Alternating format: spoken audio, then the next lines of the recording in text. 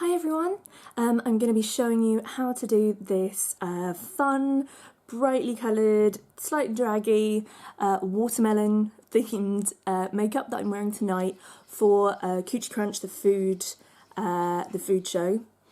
Anyway, where was I? So yeah, this is mostly using drugstore products. There's a couple of slightly more fancy, but it's not, it's pretty much mostly affordable stuff. Thank you so much for watching, and we'll get on with it. Voiceover time. Okay, starting with the Too Faced Shadow Insurance. Is that even what it's called?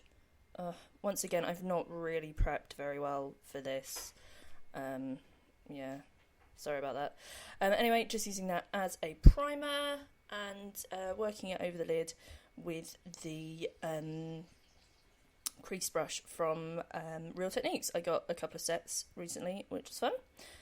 Using pretty much mostly the Makeup Revolution Eat Sleep Makeup Repeat palette. Oh, such a mouthful. Unfortunately, I've lost the clear slip that they have with all the names on, but the names don't really help you. You can just see, if you've got this palette, you'll know the colours. I mean, I'll show you them, but you'll know the colours I mean. I don't feel you really need to know the names. First I used a medium shader brush from Royal and Langnickel to just pack a little bit of that over the top, and using that blending brush just to blend out a bit. I'm going really layering this up, doing like little layers and blending it out to just really keep it set in place for the night, because I'm talking after the night. I got so sweaty running around doing this show that I was stage managing, because there was lots of setup, lots of cleanup, but it was such an awesome show. One of my absolute favourites. My absolute favourite show to go to be part of. It's run by two of my closest friends. They're amazing people, and it's always an awesome show. So yeah, as you can see, I'm just sort of packing it on, smoothing it out, packing it on, smoothing it out. Just because these, they're cheaper. Oh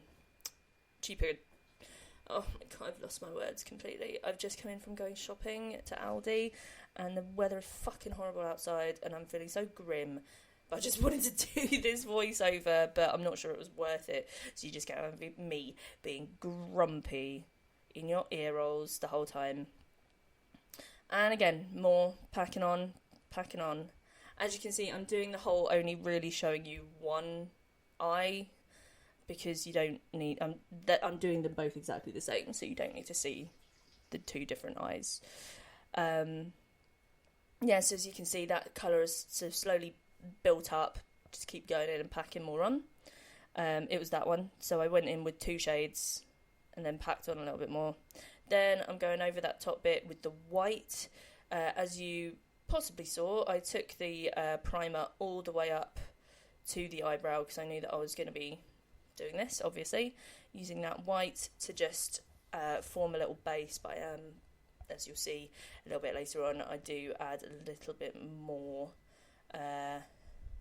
oomph to it later. But that's just mostly to kind of blend out some of that.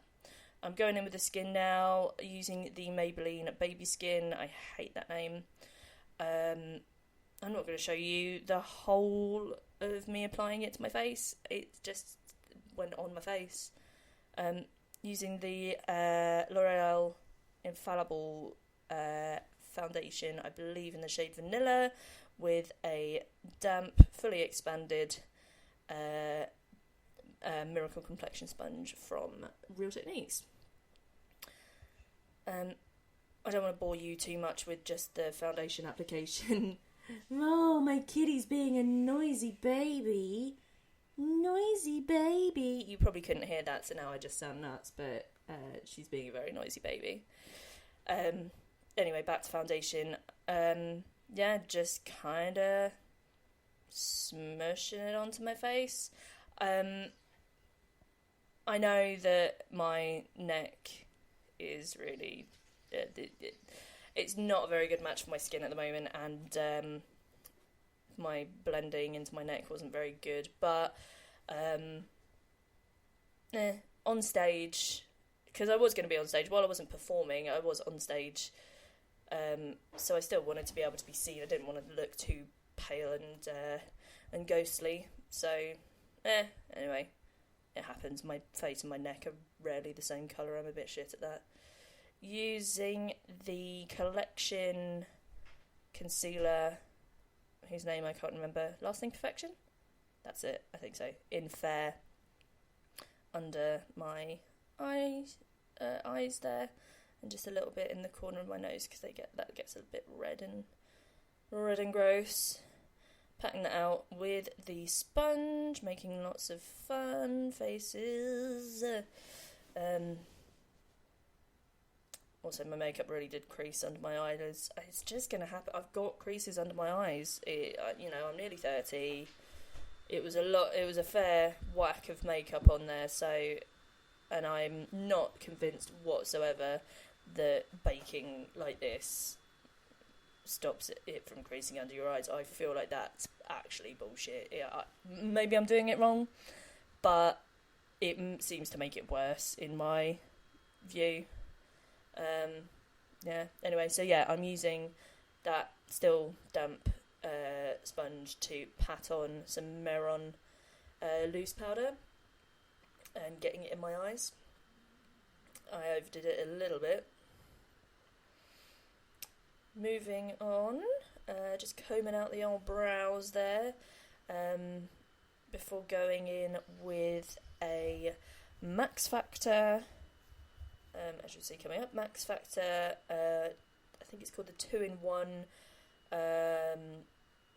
Wild Crayon or something like that. It's just like a very white shimmer, sort of metallic white waterproof pencil. I didn't feel like the powder was really enough, so I thought I'd go over with that to really give it that white pop. Just sort of warming it up and blending it through with fingers, and then brushing off that excess powder with a big old brush from Roland Langnickel, using some Pro Base fixing spray from MUA on a little angle brush, and taking Fledgling by Illamasqua. I am doing my eyebrows. This is the first time I'd actually done coloured brows without sticking my eyebrows down, like drag style, and it worked really well. It worked really easily. I was surprised at how, because I've got fairly dark eyebrows, and I was so impressed with how easy it all went on. I was pretty chuffed. I'm not sure why I kept this bit in, but I can't be bothered to re-edit, so you're getting that. So just occasionally giving it another spritz and working it through. I haven't actually looked back at the eyeshadow itself, and I'm hoping I haven't fucked it by using that fixing spray. I mean, I didn't spray it directly on it, I just sprayed it on the brush. But now I am slightly concerned that I may have sealed it over. I hope not. I don't want to talk too much about the eyebrows, because I basically just filled them in. Like, I didn't do, getting all the strokes, individual strokes and stuff like that, like for hairs. I just wanted a bam of colour that looked like the rind of a watermelon, basically. And I think I achieved that pretty well. I think. I thought that it wasn't quite packing enough punch, so I just went in and did another little tap over with that darker red shade from the Eat Sleep Makeup Repeat palette, just to really give it that proper juicy watermelon pop, and then just blended it out a little bit, just just so it wasn't quite so harsh. I then also went in with, that's a blush, that's Bold Red from the Mehron blush palette, just in that corner there, just to make it even more red. And yeah, apparently I like that. Why I decided to keep all this faffing in. Oh god, look at that neck, that's terrible. That could be a bit to do with my lighting in the living room, but I'm not sure. Oh yeah, that was it, because I've forgotten to show you. Wild Shadow Pencil, that's it. Just going over those bits that I set with the powder with the buffing brush from Real Techniques, because it was still a little bit patchy, so I just wanted to go over and give that a buff out. Using that green shimmery shade from that same palette, and a tiny little brush from Real Techniques. I can't remember what the brush is called, but it's like a tiny little smudger, pretty much entirely made for doing this action. Just taking that underneath all the way along. Oh, I didn't say before, I was using a photo for some inspiration. I will put a link to that photo. Obviously I can't put it in the video because it is not my copyright, so I'll put a link to the picture that I was kind of emulating. Using the waterproof, 24-hour waterproof liquid liner from Miss Sporty, which has a really nice applicator and actually goes on pretty nicely when you're not in a water park, as you may have seen from my Egypt vlog. It doesn't really work very well as an actual like liner to wear in water and stuff like that, so, but it's not too bad. It works for, yeah, this sort of thing. So I'm doing the pips, the little watermelon seeds. I'm kind of doing dots and then trying to then just sort of pull it out into that sort of pear shape, seed shape sort of thing. Trying to make them relatively uniform. It's kind of tricky. Yeah. But I think it got the effect across, I feel. Maybe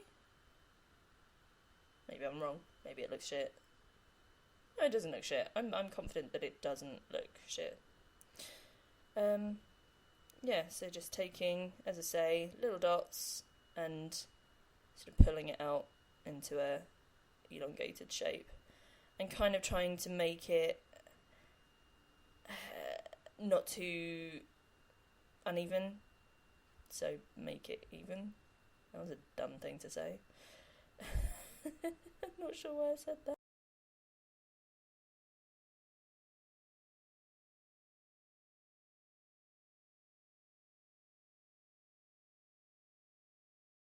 Lippy time. This is from Makeup Revolution, and the shade, it's in the range Atomic, or is the shade Atomic? No, the range was Atomic, and it's called Serpent. That was it, which is a pretty cool name for a green lipstick, I think.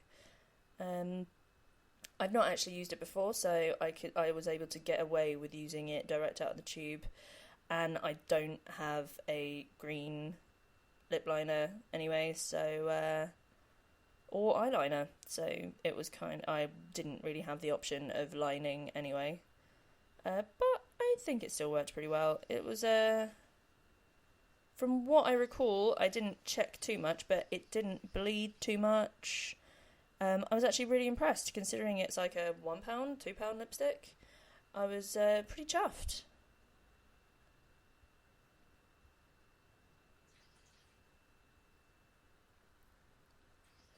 And here we go for mascara. I'm using the Younique Moonstruck Fibre Mascara. I got sent this by a lovely lady called Heidi, who is a Younique representative. So I got sent these to try. I'm giving them a good go before I give a proper opinion on them. But all I'm going to say is that it does take practice.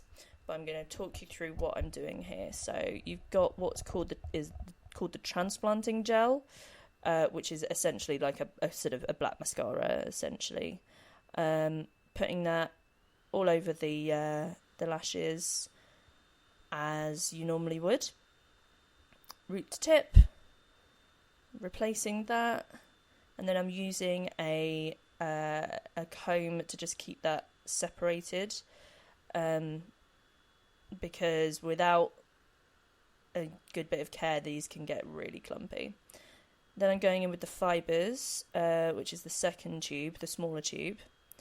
As you can see, it's like fluffy fibres, basically fluffy bits of fluff, which I have been concentrating towards the tips of the lashes rather than taking it the whole length. Then you go over that again with the transplanting gel, which is essential, because otherwise you'll just get fluff everywhere. It won't work at all. You do need to do the sandwich it, basically. So yeah, sandwiching transplanting gel with fibres, and replacing that again, and going through with the comb just to separate that out.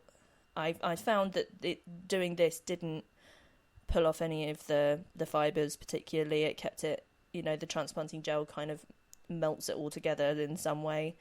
But I have found since I've been using the comb that it's been much better. And I'm taking the fibres again and doing another layer of fibres on those tips. Same thing again, just on the edge, on the ends. And layering with another layer of the transplanting gel.